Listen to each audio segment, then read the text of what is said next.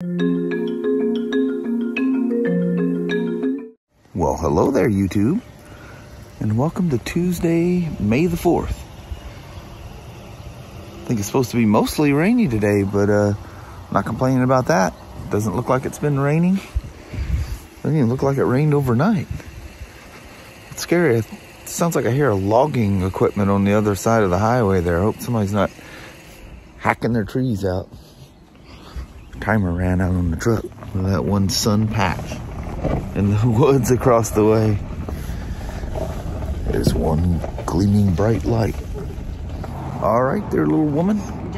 We have made it down to the Southland. Little puffy clouds, sun off and on. It's not raining. Yeah, feels quite nice out here, actually. All right, have a wonderful Tuesday. You too, sweetheart. And I'll see you as the day goes on there, Mama. Alrighty. All right, love you. See you, bye. Bye-bye now. Bye. Check this out. An 09 R1200 GSA. It's so freaking tall. Holy moly, mama. She's it was part of that fuel pump recall. The pumps didn't pass, so I had to replace both sides. The second one is just a suction pump, scavenger pump, whatever the heck you want to call it. Look how pretty it is through here. Holy moly. Look at that, he's out on that hog, out playing around.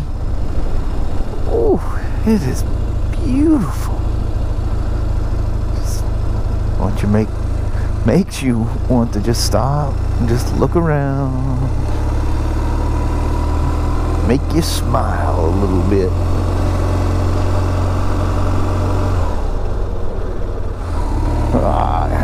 Dad and the young man out there tossing the ball. It's funny, Kelly and I were talking about that. I was talking about my Uncle Charles in Mobile, Alabama, down in Mobile.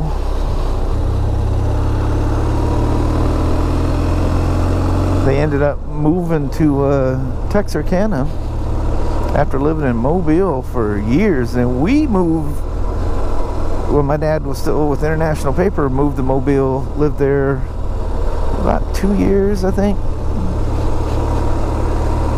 and then moved to Texarkana, still with International Paper.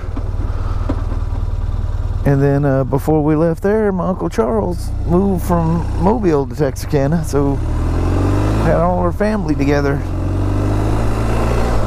That was fun.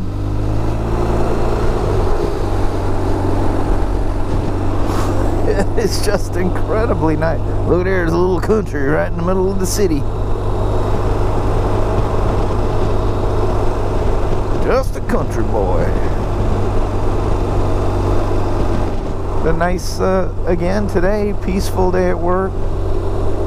You know, when it gets busy and stuff, it gets that, you know, everybody gets in that panic thing, you know. Customers getting antsy.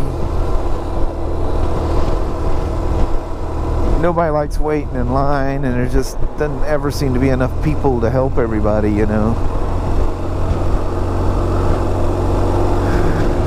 There's never enough. But today, I can't speak for parts. When I was up there earlier, it seemed pretty peaceful up there. Didn't look like anybody was in a panic. Life in the motorcycle factory. Yeah, these duplex things, man, they just stack them in there. People seem to be happy. They're probably renting or leasing these things for way more than my mortgage is. Sure, I gotta drive a ways, but the peace and serenity is worth every mile.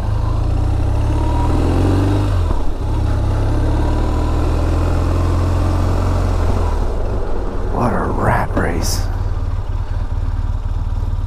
talking about tension and stress.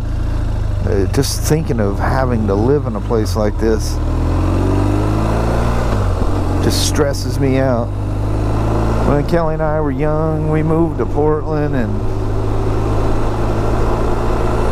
we ended up with a house, but they weren't all crammed together like they are around here. But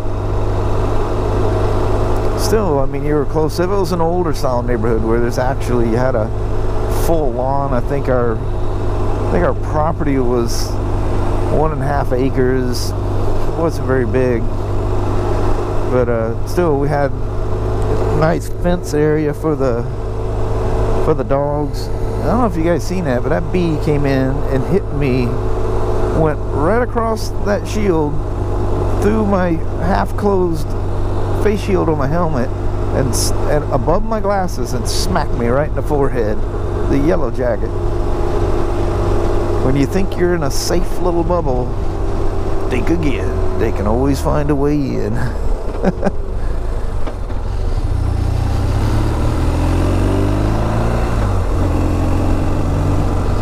Fuel says, warning, son.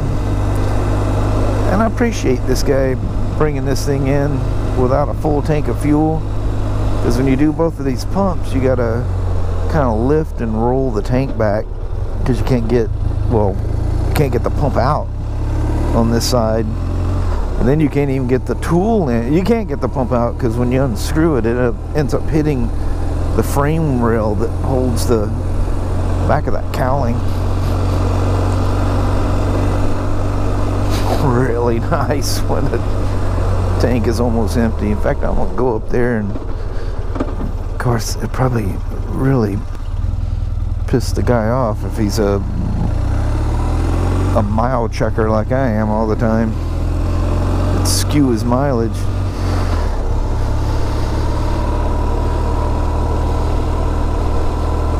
I could just pull into that park right there, prop myself up against one of the wheels on this thing, take myself a nice little nap.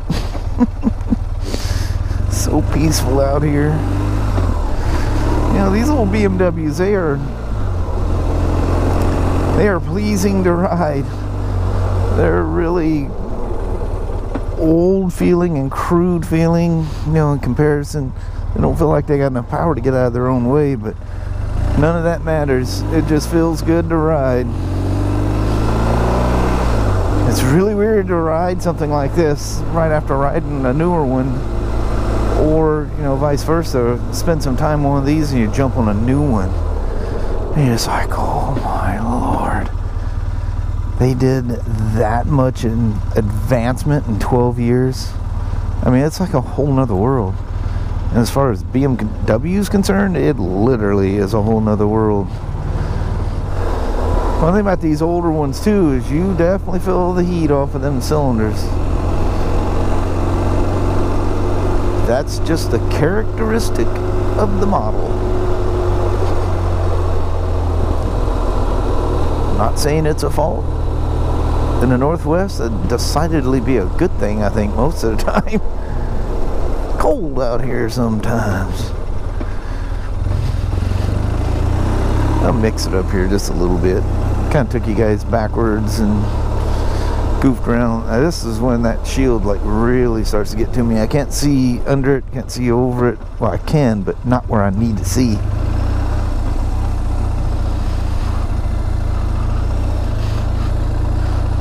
Yeah, if I had one of these old gals, I'd probably ride the wheels off of it. Kind of more my thing, that kind of rough and raw.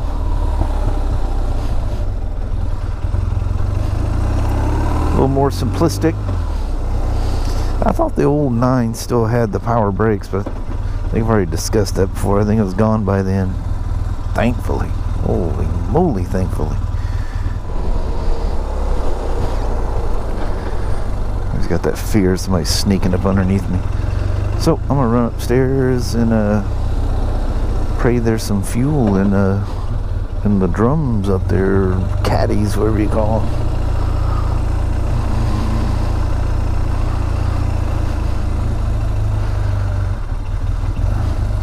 You're gonna chance it?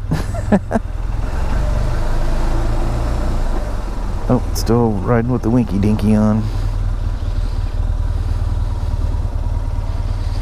Look at that. You remember my old rally?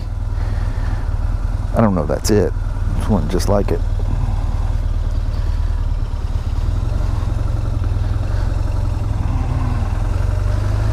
Alrighty. Thanks for coming along for the rip. Looks like one of them's got gas back there. We'll get something out of it. Alright. Thanks for coming along. We've made it home safe and sound. Dogs are hanging out there. Beautiful sunshine in the background. Blue skies. Little swallows buzzing around everywhere. I'm going to try to finish up the first service on my Himalayan. I was out here last night. I got it down to where it's ready to pull the valve covers off. And I have all my little tools here. I'll show you those right quick. You can tell by the looks of these things, they've adjusted many valves. I think it's the smaller one, which I think this is the same size as well. That'll be easy to use. And then this is an old Honda wrench that I cut off to get into tight spots. And this is thin enough. That thick wrench, I'll show you in a second, will not get to that 10mm nut on for the tappet lock nut. Yeah, buddy, them things have adjusted thousands and thousands and thousands of valves over the years. Everything had tappet and lock nuts at one point. Then Honda came out with them shim over the buckets, and then just kind of moved on from there. All right, let me get at her. It's kind of hard to show you, but if you can see right in front of that wrench, there is a boss. And that wrench just barely fits. It hits the ribbing in the hole, and this is the only thing. I had to do this with a socket and pray that the tappet didn't turn. So what you do with these, with this little tool here, is you set it on your valve. You gotta find its little place. There it is. So that holds the tappet in place while you're tightening it. And you can make small adjustments with it if you need to move it one way or the other. So the intake is supposed to be 3 to 4 thousandths, and the exhaust 9 to 10. A 2 is a perfect 2, so that's tight, and the exhaust is a perfect 8, so that is tight as well. So I gotta knock 1/1000ths off. Yeah, so a little bit of a loose 3, a snug 4, because that would be 3.5, because it's 3 to 4. And then kind of the same, you want to try to like fake your way to like a 9.5 on the exhaust. I like to be in the middle. So we'll see what I can do here. I'm not going through all the production of putting the tripod here. If you don't know how to adjust valves, you shouldn't be doing this. You loosen the lock nut, adjust the tap it so that it reaches the clearance, snug it down, and double check, because when you snug it down, it can change. So you usually got to take a stab or two at it. All right, for the intake side, I achieved a loose 3 and a tight 4. So we're at about 3.5. That's right in the middle.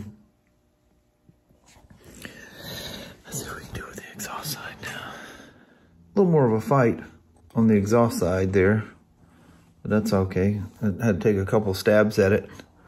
What I ended up using on the intake was I used them both to fine tune them, the little deal. To hold the intake, I used the little 3mm wrench, and to hold the exhaust, I used the little elbow style. And this, in the future, I may modify that little notch that's on there. Was catching when I got all the way this way, it was catching on that ridge I was talking about. So I may thin that little sharp edge right there It was just right on that little edge. But it worked. So they're essentially set at 3.5 and 9.5 thousandths, that is. I know I usually do metric stuff, but I have regular SAE gauges here, so it's easy to calculate what it is. If you don't have one of those little apps on your phone, you should go search for it. A little converter app. There it is. Valves are adjusted. Hot dang. There she is. First service complete. She's ready to roll. Nice. Got everything done. Went right through the old checklist. If you can't check anything off, you better go back and look. How about that? Both of them serviced and ready to adventure. Ready to roll. Nice. Good night there, young ladies. We'll see you real soon. Glad you guys got all serviced up and all happy with the world. That one serviced. We're all good. We're all good. Look how dirty that shield is on that thing with all the bugs. We're good until 3,000 miles now. Ah, dang. All right. Well, hello there, YouTube. Ah, dang. Turned out to be a gorgeous day. It did. Remember last week, it was supposed to pour down rain all week long? I think the rain is coming, though. And Yeah. like Thursday, whatever. Red's just going to do what it's going to do. No sense crying about it. Nope. Nothing you can do about it. Nope. Anyway, that's cool getting the service done. There's all the little in-between things. Look at your little service chart. You know, cables and chain and all that stuff. You got to go through the big things, valves and oil. You know, the other things matter. Don't skip them. But the main things is probably the biggest part. You got to take more apart to do the valves and the oil and filter. So those are the ones probably everybody talks about the most. But it's done. We got two Himalayans that are ready to go on a tour. Yes, they are. All right, I think on that, we're going to bounce. Alrighty, well, thank you guys so much for watching. We really do appreciate it. We will talk to you tomorrow. Same smoke time, same smoke channel. Don't forget to give her a thumbs up, and you guys have a wonderful Wednesday or Thursday. Heck yeah. All right. We'll see you on hump day. We will see you in the morning. All right. Thanks for watching. Bye. Bye-bye.